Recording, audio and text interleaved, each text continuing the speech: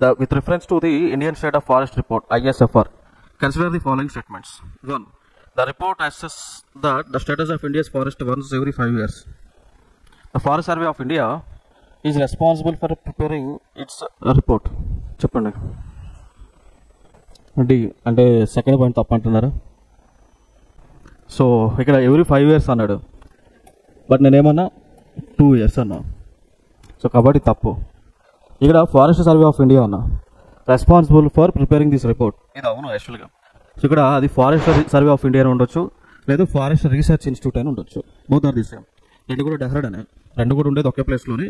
So రెండు కూడా wings ఇవన్నీ కూడా వింగ్స్ రిపోర్ట్ చేయడానికి వింగ్స్ ఇవి. Forest survey of India, forest research of India and geological survey of India. ఓకేనా. దాని తర్వాత రిమోట్ సెన్సింగ్ ఏజెన్సీ అని ఉంటుంది, హైదరాబాద్లో ఉంటుంది మనకి, అది రిమోట్ సెన్సింగ్ ఏజెన్సీ. సో వీళ్ళందరూ కూడా కోఆర్డినేషన్తోనే మనకి రిపోర్ట్ బయటకు వస్తుంది అన్నట్టు. అట్లా ఆ రిపోర్ట్స్ అన్ని కూడా ఎవరి కోసం పనిచేస్తుంది అంటే ఒక మినిస్ట్రీ కోసం, ministry of environment, forest and climate change అనే ఒక మినిస్ట్రీ కోసం పనిచేసి రిపోర్ట్ని బయటకిస్తారు.